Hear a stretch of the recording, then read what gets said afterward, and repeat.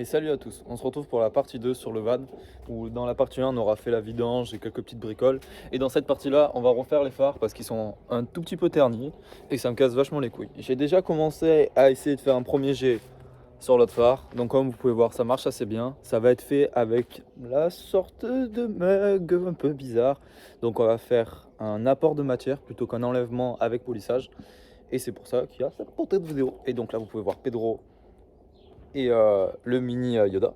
Voilà. Et donc on va commencer par ça. Ensuite on va faire la batterie pour l'intérieur de l'équipement du van.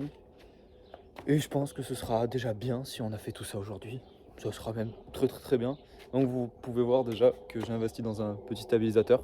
Et je kiffe vachement ma race. Et un trépied pour pouvoir filmer mes vidéos vachement plus facilement qu'avant où c'était un petit peu la galère et un petit peu moyen. Et un micro. Bon, pour la réfection de tes phares, va falloir que tu commences par le commencement, c'est-à-dire les poncer pour enlever la matière, pour enlever tous les petits traits, toutes les petites merdes qu'il y a sur ton phare, comme vous pouvez voir là, pour qu'il soit une surface neutre, pour après pouvoir faire l'apport de matière avec le petit outil que j'ai acheté sur Amazon pour 30 €. Donc voici comment se présente le kit. Donc je l'ai déjà testé pour savoir si ça marchait avant de faire une petite vidéo. Donc vous avez un petit mag électrique que vous pouvez brancher sur une prise allume-cigare. Donc il vous donne le papier à poncer, il vous donne tout, et pas pour faire que une voiture, pour en faire même plusieurs, parce qu'il vous donne pas mal de feuilles. Et en fait, le problème que j'ai eu, moi, c'est que je n'avais pas assez de liquide, donc j'ai pas pu faire le deuxième phare, et bah, tant mieux, parce que du coup, ça me permet de vous filmer le deuxième. Mais juste le problème, c'est que le mug n'arrive pas à chauffer assez fort avec du 12 volts. Donc moi, je vais être obligatoirement utiliser mon alimentation de laboratoire pour le monter à 19 volts à peu près. Les résistances arrivent à tenir. J'ai vérifié la valeur métrique. Et au moins, vous pouvez utiliser directement le petit kit qu'ils vous fournissent avec des petites pinces croco branchées là-dessus avec une alim de labo. Et ça marche très bien, ça fait job.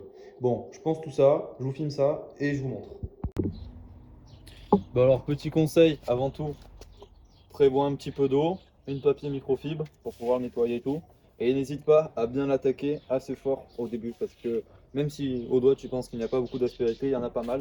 Donc c'est pas pour rien qu'ils te font commencer le grain avec du, faut que je retrouve, avec du 280, c'est qu'il faut l'attaquer au 280. Généralement, ils fournissent du papier à l'eau dans le kit, donc vas-y avec de l'eau et vas-y franco, n'hésite pas. De toute façon, c'est un rechargement de matière. Bon, je vous mets un petit time-lapse.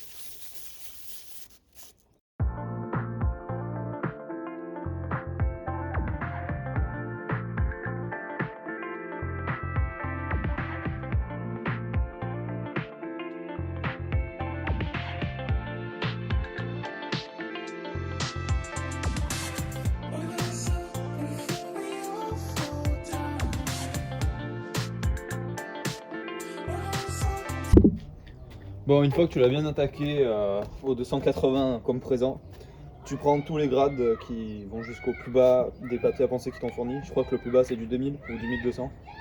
Et tu redescends sur 200. Ils ont fourni un petit scotch pour protéger ta carrosserie, que j'ai pas mis parce que bah, c'est le van quoi. Il y a des roues de 4x4, il roule de partout donc bon, on y va. Et après tu nettoies, petit coup de microfibre, tu mets à chauffer l'appareil, comme ça il est chaud, et je vous montre une petite tuto comment on l'utilise. Mais d'abord je finis de poncer. Et puis une fois que tu as bien poncé ton phare et que tu as bien nettoyé, d'ailleurs là j'ai pas assez bien poncé, tu commences à mettre en chauffe ton petit appareil sur ta petite alimentation de laboratoire. On commence par 16 volts et après on montera crescendo. Et faites attention, le produit tâche énormément, il est bleu et franchement je sais pas si au Karcher ça part. Donc je finis de poncer ça et après je vous montre comment il marche. Il faut lui laisser un petit peu de temps de chauffe et après normalement c'est tout bon. Et puis après vous avez juste à faire des petits mouvements droite-gauche et voilà, votre phare redevient tout neuf juste derrière. Donc je continue à faire tout le phare et je vous montre le résultat final. Et donc voici le résultat final. Je vous avoue que j'en suis plutôt très content parce que le phare revenait quand même de loin. Et comme on peut voir, il est vraiment transparent à la limite du neuf. Il a 2-3 petites griffures parce que j'ai pas fait un ponçage de très grosse qualité. Mais réellement, il est très propre.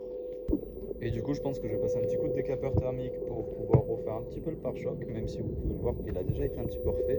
Et un petit coup de Karcher pour qu'il soit tout propre. Et voilà. Et donc pour faire un petit retour léger sur ce kit que j'ai acheté sur Amazon qui m'a coûté 35 € à peu près, vous aurez le lien directement dans la description. Franchement, Je trouve qu'il fait des miracles. Le phare est littéralement neuf. Donc vraiment, il fait des miracles.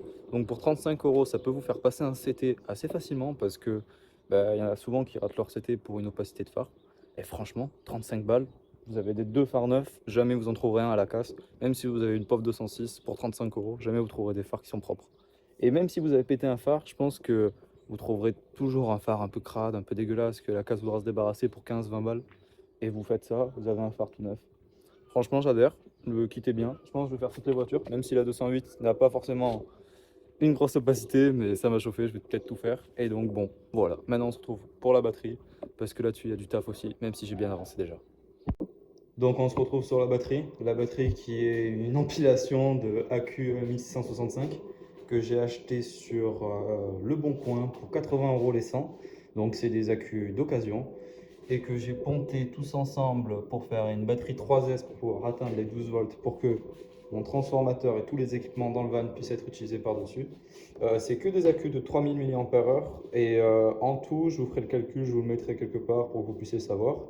De base, j'avais un BMS 200 ampères, mais malencontreusement, je n'avais pas bien remarqué, il prend que du 4S, donc j'ai mis en attendant le BMS 3S 40 ampères comme vous voyez sur là. Et j'ai trouvé une petite boîte à action. Donc franchement, ça ira très bien dedans. Il faudra juste que j'isole un petit peu les connectiques. Mais au moins, je peux mettre le transformateur à l'intérieur, sûrement un disjoncteur pour le 12 volts et un disjoncteur pour le 230. Et au moins, il y a tout qui marche. Donc le disjoncteur, comment ça s'appelle, l'onduleur est un onduleur AliExpress, assez bien, qui franchement fait le taf, mais sans plus. Donc je crois que j'avais payé ça 50 balles. Et donc on va le brancher pour que vous puissiez au moins voir. Hop, je vais juste... Une main, c'est compliqué. Tac. Tac. Hop. Alors, comment il se présente? Vous avez juste un bouton on-off. Vous l'allumez, il siffle pour dire qu'il s'allume. Et en fait, il y a un gros bruit de ventilation. Donc, je pense qu'on va acheter sur AliExpress des petits ventilateurs un petit peu plus doux.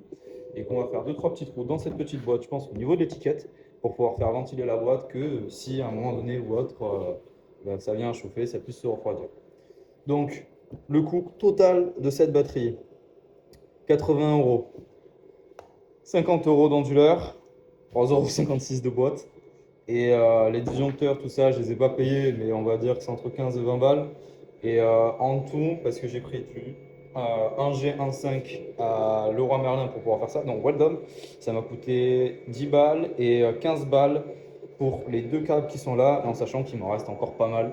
Donc bon, on va se faire un petit montage à l'intérieur de la boîte pour que vous puissiez voir à peu près à quoi ça ressemblera dans la finale. Et comme ça, au moins, vous verrez un petit peu plus.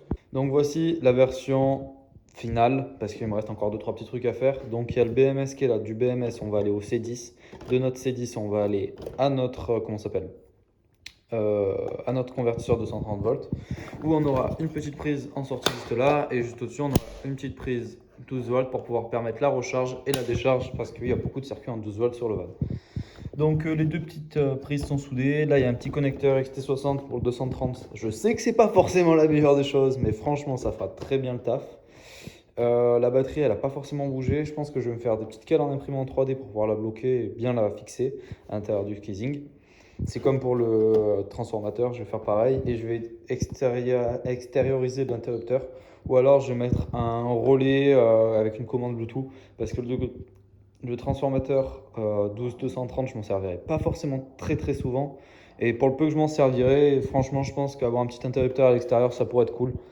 Mais bon, pour le moment, la boîte est à peu près faite. Je peux la mettre déjà dans le van tel quel. Et au moins, j'aurai déjà de l'électricité, ce qui est vraiment pas mal parce que pour le moment, je suis sur la batterie du van et ça me fait vachement chier pour le chauffage, pour tout ça, parce que j'ai peur justement que ça claque et que le lendemain je me réveille et que je puisse plus démarrer parce que vu que c'est un chauffage au diesel, il y a une bougie de préchauffage qui tourne constamment et la petite pompinette, même si la pompinette sa consommation est dérisoire. Donc voilà, c'était les petites avancées du van. J'espère que la petite vidéo vous aura plu.